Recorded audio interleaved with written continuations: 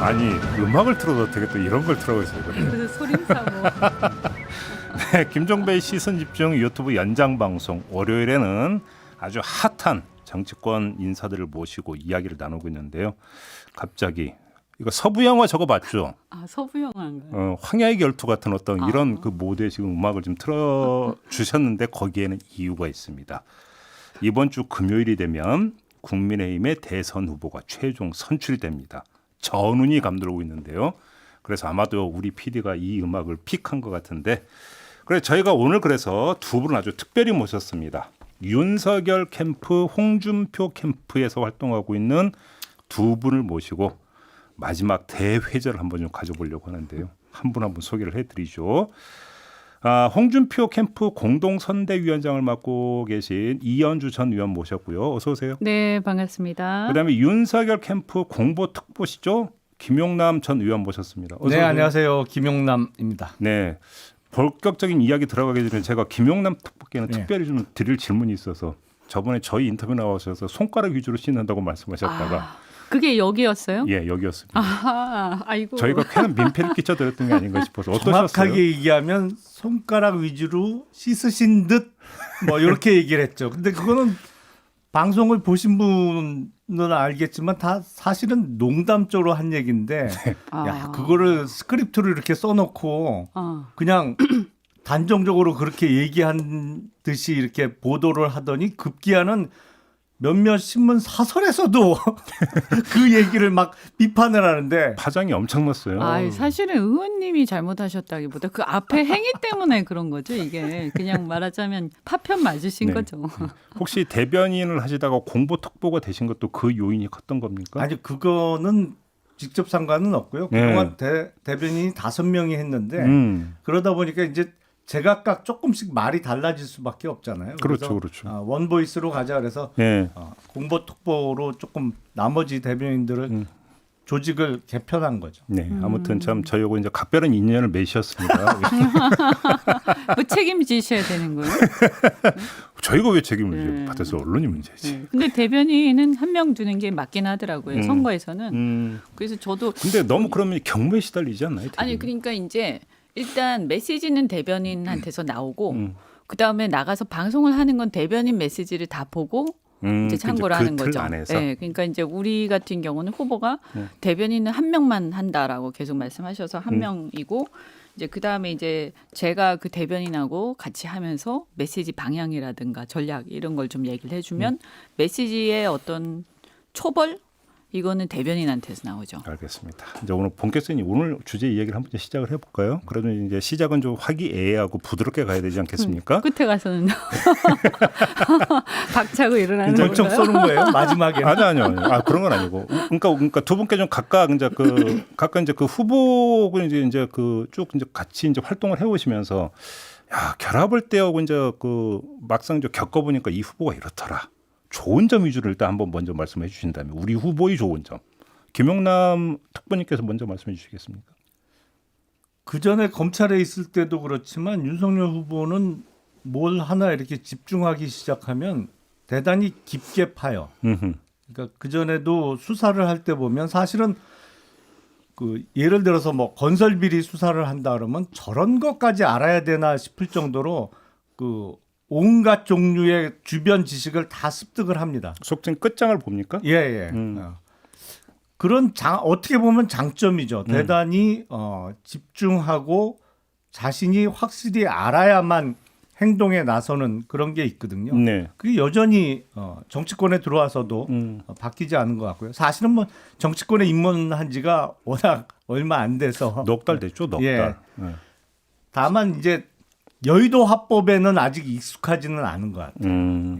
알겠습니다. 우리 그 이현주 위원장님은 홍준표 후보 좋은 점이 뭐예요? 겪어보니까. 제가 겪어보니까 뭐 저는 사실 아주 옆에서 겪어본 건 이제 몇 주밖에 안 됐잖아요. 그 보니까 굉장히 그 생각보다 순수하세요. 그러니까 아이 같은 느낌? 아 그래요? 네, 그러니까 예를 들어서 그 저희가 이제 워낙 외모를 안 꾸미셔가지고 그 스타일리스트를 꼭 붙여야 된다. 이게 뭐냐?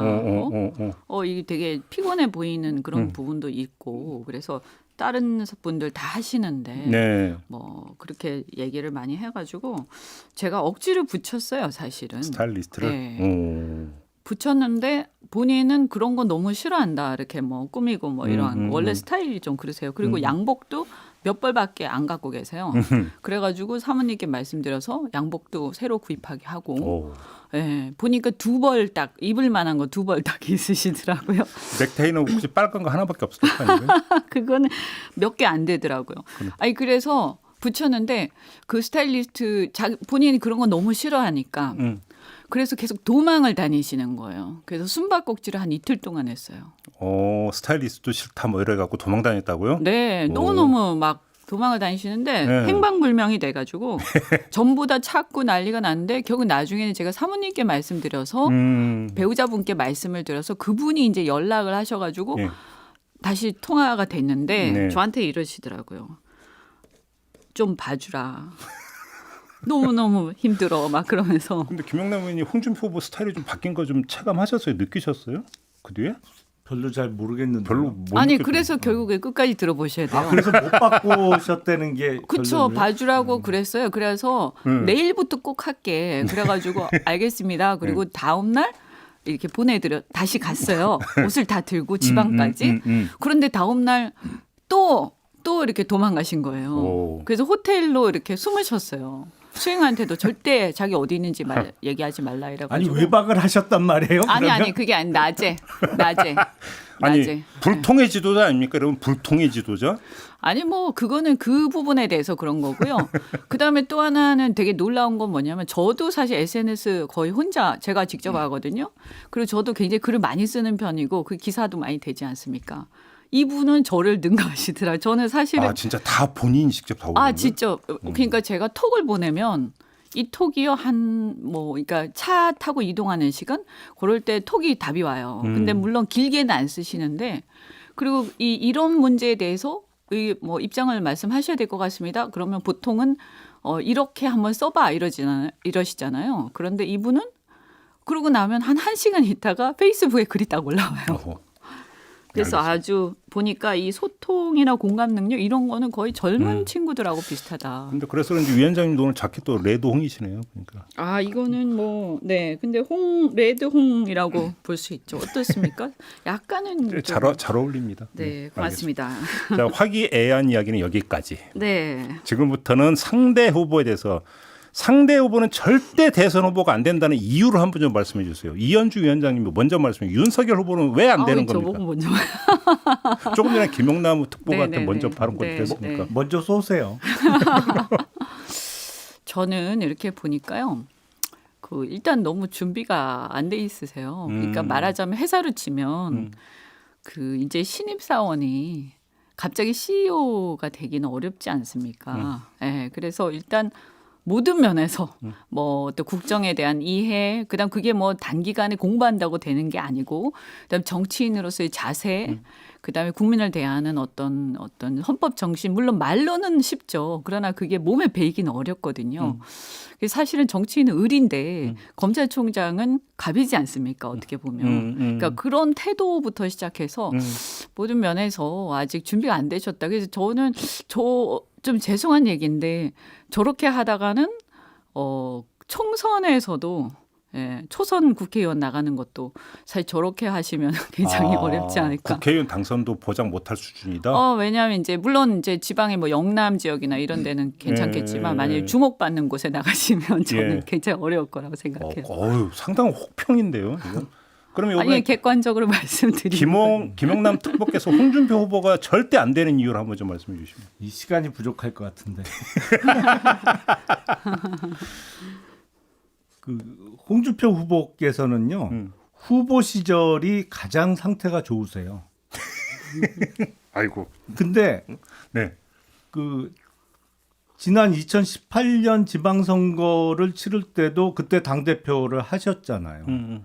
이 권력을 잡으시면 너무 업이 돼요. 그래갖고 이 권력을 휘둘러야 돼.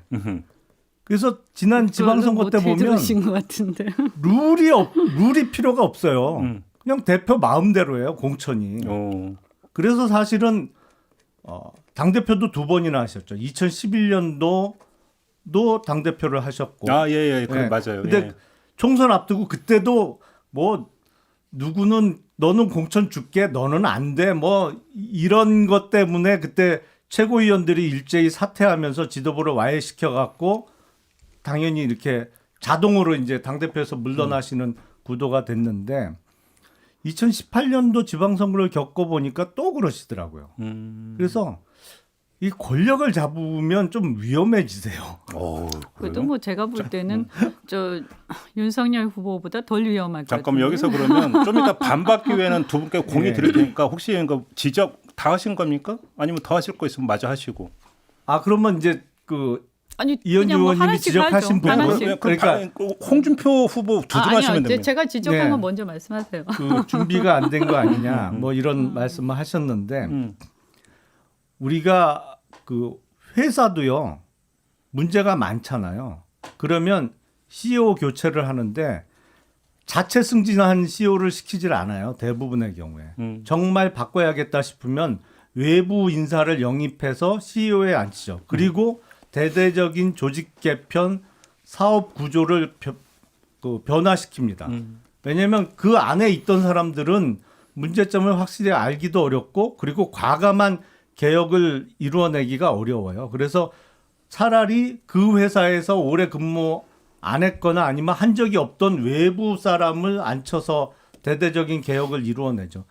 우리나라 정치권도 똑같아요. 지금 국민의힘도 마찬가지죠. 사실은 선거 벌써 큰 선거를 4번 연속을 다 깨졌잖아요. 대부분 그중에 상당 부분은 홍준표 당시 당대표 책임이 있으십니다만 여의도 화법에 아직 익숙하지 않은 건 분명 사실인데 진정한 변화와 개혁을 이루기 위해서는 오히려 기존 정치인 말고 정치 경험이 없거나 아니면 정말 바꿀 수 있는 사람으로 교체해야 됩니다. 오히려 이제 그게 참신성과 개혁성이다. 네. 해석하기 나름이다. 이런 말씀이신 것 같은데. 이현주 위원장님. 네, 일단 뭐 여의도 화법 자꾸 말씀하시는데 그 한두 번은 다들 그렇게 생각을 했는데 지금은 아마 전두환 발언도 그렇고 여러 가지 면에서 가치관의 문제 아닌가, 세계관의 문제, 역사관 뭐 이런 생각들 많이 하실 것 같고요.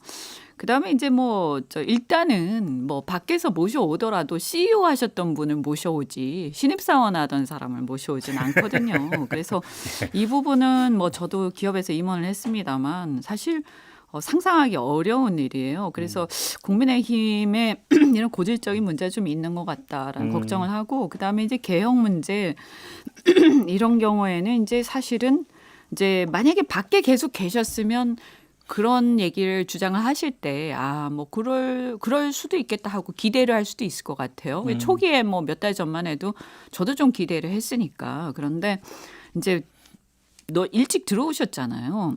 그래서 경선 준비를 하신다고 입당을 일찍 하셨는데 그 들어와서 보니까 이제 뭐 회사로 치면 회사 개혁한다고 모셔왔는데 이렇게 보니까 그 전에 여러 문제를 일으켰던 임원들하고 같이 어울리면서 별로 기대할 게 없어지는 거죠. 그래서 참신성이 완전히 깨져버렸다. 이런 말씀 드리고 그다음 중요한 게 뭐냐면 결국에는 이제 CEO 같은 경우에도 어느 주주의 지지를 받느냐 이게 되게 중요하거든요. 그래서 주주가 여러 부류가 있으면 회사의 방향을 어떻게 끌고 가는 주주가 지지해서 저 CEO를 모시고 왔느냐 이게 중요한데 홍준표 후보 같은 경우는 본인도 본인이지만 어쨌든 2030의 열광적 지지 그리고 실제로 지금 여론조사를 보면 중도층의 지지를 주로 받고 계세요. 그래서 어떻든 이 보수 진영의 변화 그리고 탄핵 이후에 어떤 몰락한 보수가 다시 일어나서 좀 더 새로운 어떤 신보수라고 일컬어지는 그런 세력들의 미래 세대 지지를 열광적으로 받고 계시기 때문에 이 지지 기반이 무엇을 원하느냐에 어쨌든 그 후보도 향후의 어떤 방향을 결정할 수밖에 없고요. 그다음에 이제 선거 깨진 거 말씀하시는데 저는 그 말씀할 때마다 사실 제가 이런 얘기를 드리는데 사실 그때 이렇게 보면 솔직히 그 당시에 뭐 대선도 그렇고 지방선거도 그렇고 저는 굉장히 힘든 상황이었다고 봐요. 그래서 지금 한번 다시 그때로 돌아가서 한번 생각해 보시면 탄핵 직후에 지지율 4%의 정당이었고 많은 국민들이 야 한나라당 죄송합니다 자유한국당 해체되지 않겠나 그런 기대로 또 사실은 저는 그때 안철수 후보 도우면서 선대본부장 하면서 새로운 어떤 정치를 또 주장을 막 하고 했죠. 왜냐하면 저 보수 정당이 문제가 있다 몰락해야 된다 이런 얘기도 많이 했었고 그런데 이제 제가 보니까 그때 그래서 아무도 나오려고 하지 않았어요 대선에. 근데 후보를 어쨌든 뭐 물론 나와가지고 더 잘했으면 좋았겠지만 아쉬운 부분이 있습니다. 그러나 그래도 아무도 안 나오려고 할 때 본인이 자기를 희생해서 자기 이미지 망가지는 거 다 알면서 나와가지고 어쨌든 그렇게 헌신한 거 그것 자체까지 무시하고 이렇게 하는 거는 그 당시에 나오라고 해도 안 나오고 다 자기 이미지 관리하면서 숨어 계시던 분들이 얘기할 건 아니지 않냐라고 저는 생각하고요. 어쨌든 그렇게 해서 살렸어요. 20몇 프로의 그 당시에 대선 때 지지율을 못 받았으면 그래서 제1야당이 아니라 제2, 제3의 정당 야당으로 몰락했더라면 저는 아마 지금의 국민의힘은 없을 거다 이렇게 생각하거든요. 권력만 잡으면 업된다라는 지적은 어떻게 생각하세요? 저는 뭐 그 부분을 지금 말씀하신 건 주로 이제 정당을 얘기를 하시는 것 같은데 당에서 당 대표.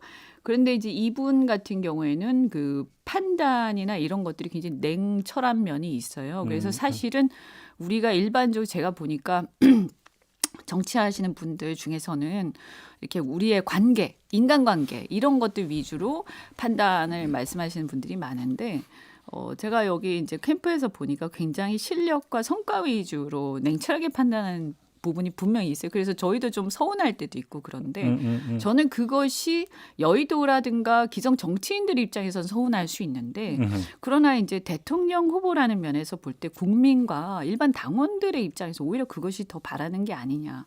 오히려 저는 더 많은 기대를 하고 그래서 여의도나 기성 정치인들하고의 관계 이런 데 너무 연연해하지 않는 분이 대통령 후보가 돼야 된다. 그리고 너무 거기에 휘둘리는 사람은 안 된다. 자기 중심이 분명해야 된다. 라는 그런 생각 많이 합니다. 뭐 사실관계가 조금 반대된 말씀하셨는데 제가 지적한 부분은 냉철한 판단으로 뭐 인간관계를 끊는 게 아니고 그게 안 되기 때문에 그게 너무 거꾸로 가기 때문에 말씀을 드렸던 것이에요. 그러니까 공천 같은 경우에도 당원 당규가 있으면 뭐 경선을 붙이든지 아니면 엄격한 객관적인 심사를 해서 하면 좋은데 거의 지명식으로 했거든요 공천을. 근데 이제 공천 특히 가지고 본인이 잠깐만. 도지사를 했던 경남을 포함한 이쪽 영남 지역의 공천은 거의 당대표 지명식이었어요. 그러니까 이게 당이 꼴이 우스워지는 거죠. 사실은 지난 대선 때 홍준표 당시 후보가 약 24% 정도 득표를 했습니다. 근데 아니 굉장히 그때는- 감사하지 않죠. 저는 하나 여쭤보고 잠깐만요. 싶은 게 그건 좀 그때는 감사해야 되지 사실은 않나요? 야당도 아니었죠. 잠깐 왜냐하면 말을 듣고, 물론 예. 중간에 이제 탄핵이라는 절차가 있었습니다만 집권하던 일당이었어요. 집권당이었어요. 집권당에서 이제 대선 후보로 나가서 사실은 24% 득표한 건 절대로 많이 한 게 아니, 아니거든요. 저는 제가 근데 할 말씀을 그 드리고 싶은 이후에 게 그 다음에 2018년도 지방선거 성적표는 더 처참해요. 그때 아시겠지만 부산 경남도 단체장 선거 다 깨졌어요. 알겠습니다. 네. 아니 저는 제가요 민주당 탈당하고 국민의당에서 안철수 후보하고 같이 예, 했지 않습니까? 예, 예. 그래서 저는 객관적 입장에서 사실 홍준표 후보하고 지금도 큰 어떤 개인적 관계가 없어요. 근데 저는 되게 이해가 안 되는 게 그때 4%였고 정말 너무 아무도 자기 이미지 관리한다고 나와서 쓴소리 하니까 문재인 정권에 대해서 비판하는 사람 거의 없었어요. 그때 80%의 지지율에 육박했지 않습니까? 초기에. 그런데 저는 적어도 말이죠. 대표를 하고 그다음에 그때 선거 나가서 대선에서 뛰고 할 때 좀 더 잘했으면 이런 건 좀 아쉽다. 이렇게 말한다면 제가 이해를 하겠어요. 그런데 정말 아무도 안 나오고 그거를 저희는 이제 국민의당에 있으면서 야, 어떻게 저 사람들 저럴 수가 있냐. 그래서 그런데 저 바보 같은 사람은 어쨌든 그렇게 해서 꾸역꾸역 나와가지고 저거 버티는 거 보면 나 같으면 그 이미지 손상되니까 저런 망한 당에서 손가락 손가락질 당하면서 나오는 거 알겠습니다. 정말 싫을 것 같은데. 그래서 알겠습니다. 어쨌든 그 부분에 대해서는 그래도 인정을 해야지. 그 24%든 초기에요. 안철수 후보가 다 된다 이랬기 때문에 저한테는 아픈 부분이었지만 여기서 제가 그럼 그죠? 요 얘기는 네. 여기서 끊고 두 번의 말씀을 듣다 보니까 제가 이 질문을 꼭 드려야 될 것 같은데, 자, 그 이른바 윤홍 대전이라고 불리는 것처럼 뜨겁잖아요. 예. 그래서 저는 궁금한 게, 자, 그러니까 어느 한 분이 대선 후보로 결정된 한 분은 떨어질 거 아닙니까? 저는 후유증을 한 번 여쭤보고 싶은데 두 분께 각각 이런 질문 드려볼게요. 자, 먼저 그 김영남 그 특보께 먼저 여쭤보겠는데, 만약에 윤석열 후보가 대선 후보가 된다면 네. 홍준표 후보를 지지하는 2030이 윤석열 후보를 지지하는 걸로 계속 이어갈 거라고 그렇게 확신하세요? 그렇게 만들어야죠. 사실은 지금 젊은 층에서 지지도가 조금 낮게 나오는 것은 사실이에요. 근데 이게 여론조사 문항에 지지 정당까지 넣어서 이렇게 어느 당의 지지층에서 적게 나오고 높게 나오고를 따져보면 대부분 지금 일반 여론조사에서 홍준표 후보가 높게 나온 여론조사 결과를 분석을 해보면 대부분 민주당 지지층에서 훨씬 높게 나와요. 홍준표 후보에 대한 지지가. 그게 이제 뭐 세대 포함해서 다 그런 문제가 있는데, 그래서 뭐 일명 꿔준표라는 말이 그냥 나온 얘기는 아니에요. 왜냐하면 그분들은 본선거 때는 국민의힘 후보를 대부분 안 찍을 분들이거든요. 알겠습니다. 자, 그럼 잠깐 여기서 이현주 위원장께 제가 질문 드리고 조금 전에 김영남 특보가 말씀하신 반론도 같이 섞으셔도 되는데, 만약에 홍준표 후보가 대선 후보가 된다면 조금 전에 김영남 특보가 홍준표 후보의 문제점을 지적했던 내용을 연장을 하면 과연 당심을 떠나서 지금 윤석열 후보를 그러니까 돕겠다고 선언했던 많은 의원들이 있는데 과연 이들의 헌신을 끌어낼 수 있겠느냐. 사실은 오히려 겉돌 가능성이 있는 거 아니냐는 어떤 우려도 드는데 이 점에 대해서 어떻게 생각하세요? 저는 뭐 정권 교체에 대한 어떤 열망과 그런 게 있기 때문에, 그리고 대부분의 이제 윤석열 후보의 지지 기반은 6070이거든요. 그러면 전통적인 저희 지지층이세요. 그래서 뭐 본인들이 예를 들어서 윤석열 후보를 더 지지할 수는 있겠지만 후보가 홍준표 후보가 되면 그 다른 당을 지지하거나 할 가능성은 의원들의 없다고 봅니다. 경우는 의원들의 경우. 의원들 같은 경우도 전 마찬가지라고 보고요. 네네네. 그럼 뭐 물론 이제 자기가 지지하는 사람이 되면 더 좋기는 하겠지만 지금 같은 경우에는 사실은 여의도의 어떤 힘이 그렇게 막강하지는 않습니다. 물론 최선을 다해야 되죠. 그리고 지금 말씀을 드리자면 2030 같은 경우 결정적으로 2030은 근데 그렇지 않습니다. 이거는 2030들이 전통적인 저희 지지층이 아니고요. 사실은 최근에 어떤 문재인 정권에 대한 반감, 특히 부동산을 비롯해서 이런 것들로 인해서 반사적으로 지금 우리를 지지하기 시작한 거기 때문에, 그리고 국민의힘을 꼭 지지하지 않아요. 그 커뮤니티 가서 보시면 그건 알 수가 있습니다. 그래서 이분들이 좋아하는 어떤 상들이 있고 선호하는 어떤 그런 지지하는 정치인 상들이 있는데, 지금 이제 윤석열 후보 같은 경우에는 그냥 조금 지지가 안 나오는 게 아니라 흔한 말로 2030에서 별명이 398 후보입니다. 그래서 20대 3%, 30대 9%, 40대 8%의 지지를 받는 후보다. 이래서 젊은 사람들 사이에서 지금 조롱거리가 되어 있는데 이런 정도의 지지율 가지고 굉장히 힘들고요. 이제 홍준표 후보는 어쨌든 30% 전혀 꾸준히 나오고 20대, 30대 같은 경우는 뭐 50%까지 나오거든요.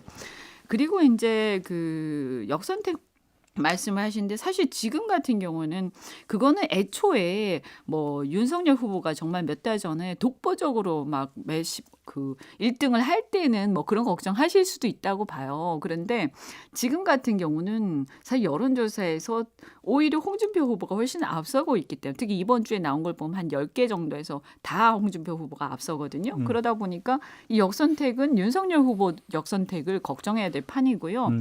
더군다나 이게 뭐냐면 아까 민주당 얘기를 하셨는데 민주당 지지층, 그러면 우리 입장에서 그런 거지 않습니까? 이 민주당 지지층이 만약에 민주당 지지층 중에서도 이재명 후보 싫은 사람들이 있지 않습니까? 근데 본선에 가서도 그 민주당 지지층 이탈해서 우리 쪽으로 지지할 수 있다면 그거야말로 우리가 원하는 거지 않습니까? 근데 그렇게 할 거냐? 아니면 실은 이재명 후보 지지하면서 아닌 척하면서 홍준표 후보를 지지하는 거냐? 요 둘 중에 뭐냐를 판단하는 게 중요한데 이거는 이재명 후보하고의 양자 대결을 보면 명확하게 알 수가 있습니다. 그래서 이번 주에 나온 양자 대결 여론조사 결과들을 보면 오히려 홍준표 후보하고 이재명 후보가 다퉜을 때 윤석열 후보하고 이재명 후보 했을 때보다 훨씬 더 앞서서 더 지지율이 많이 나오기 때문에 이재명 후보하고 선택을 할 수 있는데 이재명 후보가 아니라 홍준표 후보를 지지하는 그 여론조사는 그거는 정말로 홍준표 후보에 대한 확장력을 얘기를 하는 거죠. 네. 여론조사 결과는 지금 이현주 의원님 말씀하신 거하고 반대되는 그러니까 윤석열 후보가 앞서는 그 어떤 게 경쟁력 있죠? 부분에서도 많이 이번 있습니다. 주에는 하나도 저는 못 봤습니다. 많이 있습니다. 뭐 여론조사 뭐 10개 여기저기서 지금 웬만한 많이 큰 돌아가고 데서 나온 있는데 거는 저는 이번 주에는 여론조사 하나도 못 봤어요. 결과를 참고로 이번 주는 오늘 시작됐기 때문에 지난주로 아, 죄송합니다. 말씀하시면 지난주입니다. 지난주. 네. 아니고요. 이번 주는 발표가 안 되니까. 네.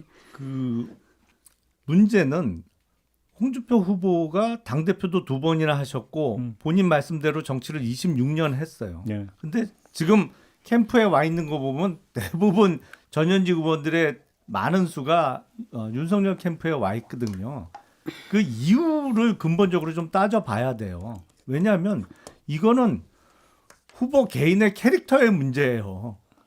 이래 갖고는 안 된다는 거를 겪어보면 느끼거든요. 이현주 의원님은 국민의힘에 오신 지 얼마 안 돼서 사실은 겪어보신 적이 없으셔서 그렇게 말씀하시는 것 같은데 겪어보면 압니다. 알겠습니다. 제가 이거는 먹어보지 않았으면 말을 아니, 하지 이 마. 말씀을 드릴게요. 왜 사실은 옛날에 뱀장수들이 그렇게 네, 선전하잖아요. 사실은 이제 그 자꾸 이제 당에 있을 때 얘기를 하시는데 굳이 말씀을 안 드리지만 윤석열 후보 같은 경우에는 한술 더 뜨세요. 그런 면에서 이 검찰 특유의 어떤 골목대장 기질이라든지 검찰에 계실 때도 자기 라인만 가지고 그걸 하시지 않았습니까? 그래서 문제가 많이 됐잖아요. 그리고 지금 같은 경우에도 굉장히 그 패권적인 행태가 굉장히 심각하거든요. 근데 굳이 그런 얘기를 안 드려요. 왜냐하면 검찰에 에서 나오신 지 얼마 안 돼서 그 갑으로서의 어떤 행동 그리고 검찰의 문화 이렇게 패거리 짓는 거 그래서 이렇게 구별하고 상대를 갖다가 분리시켜서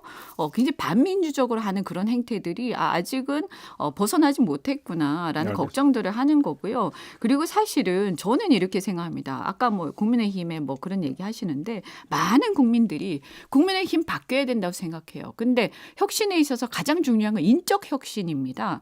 그런데 그렇게 정치적 빚을 잔뜩 지고 있으면 인적 혁신이 불가능하고요. 그리고 더 중요한 것은 경선 과정에서는 너무 사람이 많은 게 도움이 안 돼요. 소수 정예가 있으면 되지. 사람이 많으니까 혼선이 빚어지고 사고가 나고 계속 그런 것이거든요. 알겠습니다. 나중에 이제 본선을 가게 되면 이게 캠프에 이 붙박이로 있는 어떤 그런 그 울타리가 낮아야 많은 다양한 세력들을 받아들이는 게 훨씬 용이합니다. 그래서 저는 제가 여러 대선을 같이 뛰었지만 캠프가 소수 정예로 운영될수록 나중에 본선에 갔을 때 당과 함께 결합하기 훨씬 더 용이하다 이 지금 말씀드리겠습니다. 뭐 저희 입장에서는 이게 지금 재밌게 진행이 되고 있기 때문에 쭉 더 이어갔으면 좋겠는데 네. 이 바쁘신 두 분의 또 일정이 있기 때문에 네. 정해진 시간이 있어서 마무리를 해야 되는 시점이기 때문에 그러니까 지금 두 분의 말씀을 끊는 걸 좀 양해를 해주시면서 그래도 마지막으로 제가 이건 좀 여쭤봐야 되지 않겠습니까? 상대 후보의 정책 경쟁력, 특히 본선 상대는 이재명 후보 아니겠습니까? 이재명 후보를 염두에 둔 상태에서 상대 후보의 정책 경쟁력을 좀 평가를 해주신다면 이거는 반박은 못 들을 것 같고요. 각각의 어떤 평가만 한번 좀 들어보도록 하겠습니다. 어느 분부터 말씀해 주시겠어요? 먼저 말씀하셔요. 상대방 후보의 그렇죠. 그 사실 아니면 두 가지를 다 말씀하셔도 될까요? 그러니까 우리 후보의 정책 경쟁력과 상대 후보의 정책 경쟁력 같이 말씀해 주셔도 될 것 같습니다. 그 이재명 후보는 사실은 누구나 다 인정하는 표퓰리스트죠. 그 표가 된다 그러면 그 국가의 장래나 어떤 재정의 문제에 대한 전혀 고민 없이 뭐 재난지원금도 더 줘야 된다, 뭐 이것도 해야 된다, 저것도 해야 된다, 무상 시리즈를 이어가고 있습니다. 근데 국민의힘 쪽 그 후보 중에 대표적인 또 포퓰리스트가 홍준표 후보세요. 사실은. 예. 못지 않아요. 대표적인 게 그 요새는 천만 주식 투자 시대죠. 국민들 중에 상당히 많은 분들이 주식 투자를 합니다. 소위 개미라고 일컬어지는. 그래서 공매도 폐지에 대한 의견이 높은 것도 사실이에요. 개인 주식 투자하시는 분들은. 근데 홍준표 후보께서 얼마 전에 공매도 폐지하겠다고 했어요. 이런 게 바로 포퓰리즘이거든요. 사실은 상승에 배팅하는 사람 있으면 하락에 배팅하는 사람도 있어야 되고 그 제도가 인정이 돼야 외국인 자본도 들어오고 기관 투자자도 들어올 수 있는 겁니다. 공매도 제도의 개선은 필요해요. 왜냐하면 외국인들 같은 경우에 기간에 제한 없이 공매도를 할 수 있는데 지금 개인 같은 경우에는 2개월밖에 기한을 안 주거든요. 이런 거를 공평하게 공평한 운동장에서 뛸 수 있게 개선할 거는 필요하지만 이거를 그냥 여론 따라서 공매도 폐지 이렇게 지를 건 아니거든요. 그러니까 홍준표 후보께서 그동안 정치하시면서 보여준 그런 포퓰리스트적인 태도를 그대로 만약에 이어가고 만에 하나 집권하신다면 이재명 후보의 집권 시에 예상되는 많은 어려움들이 그대로 또 예상되는 거예요. 그에 반해서 윤석열 후보의 정책 경쟁력은 사실은 정책적인 거는 저희가 이제 11월 5일 날 그 경선이 끝난 다음에 본격적으로 하려고 합니다. 그리고 지금 전략적으로 그 부분에 대해서 크게 이슈 파이팅을 안 하는 부분도 있어요. 왜냐하면 일부러 숨기고 있는 겁니까? 왜냐하면 이재명 후보는 지금 온갖 비리 의혹을 많이 받고 있잖아요. 근데 이거를 이슈 전환을 하려고 해요. 그래서 뭐 재난지원금 상향 지급 또 주 4일제 이런 정책이나 공약과 관련된 이슈를 자꾸 던집니다. 그거로 이슈가 옮겨가길 원하는 것이죠. 그런데 저희가 괜히 그 전략에 맞장구 칠 필요는 없잖아요. 그래서 저희는 자제하고 나중에 이제 하려고 하는데 기본적으로 규제 완화를 통한 일자리 정책 이게 기본 핵심이거든요. 자유주의 시장 경제에 기반을 둔 공약 정책이 윤석열 후보의 기본 뼈대입니다. 아무튼 딱 지금 비축해놓고 있다. 예. 본선 들어가면 이제 바로 빵이다, 터뜨린다 이런 거죠. 그 이재명 후보의 비리 의혹이 좀 더 발전이 돼야죠. 검찰 수사가 속도가 나면 그때 하겠습니다. 알겠습니다. 이현주 위원장님. 네, 저는 뭐 포퓰리스트 말씀하시는데 대중 친화적이시죠. 그래서 뭐냐면 국민들의 이렇게 피부에 와닿는 정책들을 본인이 다 직접 발굴을 많이 하세요. 저희가 얘기를 또 많이 드리지만 그래서 뭐 이렇게 흉악범에 대한 사형제 이거 집행하겠다 이런 것들이라든가 또 교육에 대해서도 학부모 못지않게 연세 드셨습니다만 그런 얘기들을 많이 하시고요. 그래서 생활에 대한 정말 관심이 굉장히 많으시고 그래서 아까 이제 공매도 폐지 이런 것도 물론 이렇게 생각하실 수 있죠. 이제 OECD 국가인데 다른 외국인 투자자들 이런 투자자들에게 이런 제도를 폐지를 하게 되면 좀 문제가 생길 수 있지 않냐. 뭐 그런 부분들은 후보도 잘 알고 계세요. 다만 뭐냐면 우리 동학개미들이 얼마나 많은 또 큰 또 이제 투자를 했다가 요새 왜냐하면 집으로 이렇게 돈 벌기가 어렵기 때문에 집을 또 사기도 어렵고 그러다 보니까 대신에 이제 주식 투자를 많이 하시거든요. 그런데 이 30, 40대 특히 이 젊은 투자자들이 개미 투자자들이 이 공매도로 인해서 굉장히 큰 손실을 많이 보십니다. 왜냐하면 기관 투자자 특히 외국인 투자자들이 이 주식이 없으면서도 빌려가지고 하락장에서 이렇게 내다 팔게 되면 폭락을 한단 말이에요. 그래서 엄청난 동학개미들이 피눈물을 흘리기 때문에 이런 부분들에 대해서 공감을 하시고 이건 폐지를 하든 이런 불공정한 거 생활 속에서 불공정함을 반드시 개선해야겠다 이런 어떤 신념을 갖고 계십니다. 저는 그래서 이런 것을 피부로 와닿지 못하고 이런 못 느끼는 정치인보다 이런 거 느끼고 이 문제의식 갖는 것만으로도 굉장히 대단한 거라고 보고요. 실제로 대통령이 되시면 이 부분에서 어떤 국제금융계에서의 문제라든가 이런 건 당연히 고려를 하실 겁니다. 그러니까 단견인 거예요. 그렇게 되면 외국인 자본이 한국 시장 떠나죠. 그러면 더 폭락하죠. 사실은. 아니 그런 게 아니죠. 제가 얘기하는 건 뭐냐면 그런 식으로 생각해서 수많은 개미 투자자들이 피눈물 흘리는데 아무런 조치도 하지 않고 항상 있는 자들 편에서 하는 것이 과연 바람직한 좀 그래서 제도 개선을 말씀드렸잖아요. 문제의식을 말씀하시는 아니죠. 거예요, 지금. 문제의식 자체를 갖지 못하고 항상 갑의 위치에서 기득권의 위치에서만 생각하면서 무슨 문제가 있어도 이거는 이런 문제 저런 문제 있어서 안 된다라고 하는 그게 바로 우리 국민들이 바뀌길 원하는 것이다. 여기서 두 이 말씀 분이 드리고 그 이후 일정을 만약에 취소하신다면 더 가도 예. 됩니다. 아니 그리고 하나만 더 가죠, 뭐, 취소하고. 예. 근데 아니 이제 그리고 홍준표 아니 잠깐만요. 후보가 지금 제가 말씀을 다 우리라는 게 못 지금 드렸어요. 안 돼요. 잠깐 마무리하시고요. 마무리를 제가 해야 되니까. 그리고 저는 다른 걸 다 떠나가지고 일단 최소한 국회의원 초선 정도의 실력은 그 어떤 상식이라든가 이런 준비는 돼 있어야 되는 거 아닙니까? 근데 어제도 보니까 토론장에서 국가 부채를 말씀하시면서 그 국가 부채를 어떻게 줄여야겠다 이런 부분들에 대해서 아무런 말씀도 안 하고 질문만 하시는데 제가 표정을 딱 보니까 전혀 모르세요. 그러니까 이거는 저도 국회의원 2번 했지만 이래가지고는 정말 이거 아수라장 됩니다. 그런데 이거를 옆에서 도와서 하는 건 한계가 있어요. 본인이 어느 정도 중심이 있어야 되는데 이게 다른 제가 초선 국회의원 나오시겠다 이런 모르겠어요. 그런데 어떻게 바로 대통령을 합니까? 그리고 문제가 뭐냐면 그래서 많은 사람 특히 뭐 김종인 위원장 이런 분들이 막 옆에서 뭐라고 한다. 그럼 우리는 대통령 윤석열 홍준표 나가시면 대통령 그분을 뽑는 거지. 김종인 위원장 뽑는 거 아니에요. 그럼 바지 사장 뽑겠다는 겁니까? 저는 그래서 자기 중심이 없고 가치관이 알겠습니다. 정리 안 돼 있는 분이 대통령 알겠습니다. 나오는 것 자체가 이건 넌센스라고 생각을 합니다. 알겠습니다. 저희 방송 때문에 다른 데 또 민폐를 끼치면 안 되니까 마무리해야 되는데 지금 그렇지 않아도 이제 마무리 질문을 뭐 드릴까 고민했는데 지금 이현주 위원장님 딱 꺼내주셨는데 뭐 누가 대선 후보가 될 거냐 이런 건 정말 어리석은 질문이니까 다 패스하고 두 분이 뭐 당연히 뭐 이제 우리 후보가 되겠다고 얘기했거든요. 지금 그 말씀하시니까 마지막 질문 이거 드려볼게요. 김종인 위원장 있잖아요. 만약에 윤석열 후보가 대선 후보가 되면 선대위원장으로 오시는 거죠. 그래서 단정적으로 그걸 얘기하기는 어렵습니다만 희망하시는 거죠. 뭐 공동 선대위원장은 뭐 맡게 될 총괄 가능성이 선대위원장 이런 뭐 얘기가 그럴 나오고. 수도 있고요. 예. 하여간 선대위원장으로 오는 걸 뭐 막을 이유는 전혀 없다. 예.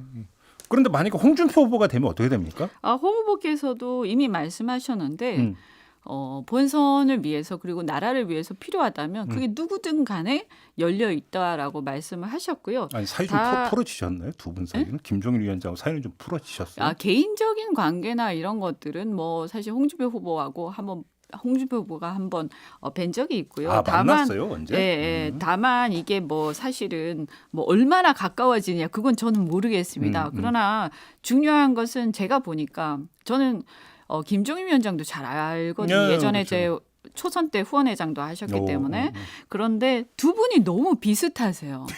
그러니까 뭐냐면 이 굉장한 통찰력, 그 다음에 이제 이 메시지 내는 것도 좀 비슷하고 이렇게 직설적이지 않습니까? 근데 왜 이렇게 사이가 안 좋으세요? 아니 그러다 보니까 비슷해서 그런가? 아니 제 말을 끊지 마세요. 그러니까 그러다 보니까 비슷한 거예요. 비슷해서 힘든 거예요. 왜냐하면 죄송한 얘기인데 그 홍준표 후보 입장에서는 김종인 위원장한테 휘둘릴 수가 없어요. 그분 자기 주관이 또 굉장히 뚜렷하시기 때문에. 근데 오히려 저희는 그래서 김종인 위원장이 최근에 이제 2030에 대해서 큰 영향력이 없다 이렇게 하면서 폄하하셨던데 이런 부분들도 조금 안 맞는 부분들이 있죠. 하지만 얼마든지 그분의 지혜는 빌리겠다. 그러나 내 중심은 흔들리지 않는다. 이런 거죠. 왜냐하면 국민은 홍준표 후보를 뽑는 거기 때문에. 알겠습니다. 네. 대충 이제 결이 좀 나오는 것 같습니다. 이렇게 좀 마무리를 해야 될 것 같아요. 혹시 두 분 뭐 혹시 못다한 말씀 있으면 짧게 한 말씀 더 하셔도 되고 아니면 여기서 마무리하고요. 어떻게 한 할까요? 말씀씩 하시죠. 네. 우리 김용남 특보님. 자 이제 뭐 4일 남았는데요. 그러니까요. 사실은 이렇게 서로 경쟁하고 뭐 서로에 대한 문제점을 지적하고 있습니다만 11월 5일 이후에는 다 하나로 합쳐야 됩니다. 최종적인 그 목표는 정권 교체고 지금 무너진 상식과 합리성을 회복하는 게 가장 급선무니까요. 더군다나 이재명 후보는 사실은 상식을 가진 대부분의 국민으로서는 도저히 받아들일 수 없는 후보거든요. 11월 5일 이후에는 윤석열 캠프나 홍준표 캠프나 다 하나가 돼서 합심하지 않을까 싶습니다. 알겠습니다. 네. 이현주 위원장님. 네, 뭐 저희도 뭐 그 원팀에 대해서는 이제 치열하게 경쟁하되 딱 끝나는 순간부터 원팀이다 이런 얘기를 후보가 직접 또 하셨습니다. 저희한테. 그래서 뭐 후보 뜻을 따르고요. 그리고 이제 본선 경쟁력이 중요하다고 보는데 이재명 후보를 누가 이길 것이냐. 앞으로 몇 달 남았습니다. 본선은. 그런데 누구를 내보냈을 때 안심하고 예측 가능한 범위에서 지금 정권 교체 심리가 굉장히 높은데 그 열망을 그대로 오롯이 반영할 수 있을 것이냐. 요 문제와 그다음에 지금 이 캐스팅 보트가 되고 있는 2030, 40의 표심을 누가 잡고 있느냐. 그래서 어떻게 보면 단순히 본선에서 이기는 것뿐만이 아니라 누가 대통령이 되었을 때 이 MZ 세대를 비롯한 젊은 세대가 비로소 대한민국의 이제 전면에 대한민국의 어떤 주체 세력으로서 누가 대통령이 되었을 때 등장할 수 있을 것이냐. 이 점을 꼭 봐주시기 바랍니다. 알겠습니다. 자, 오늘 이야기 이렇게 좀 마무리를 할게요. 지금까지 윤석열 캠프의 김용남 공보특보 그리고 홍준표 캠프의 이현주 공동선대위원장 두 분과 함께했습니다. 고맙습니다. 네, 고맙습니다. 고맙습니다. 네, 저도 함께 물러가고요. 내일 아침에 다시 인사드리겠습니다. 고맙습니다.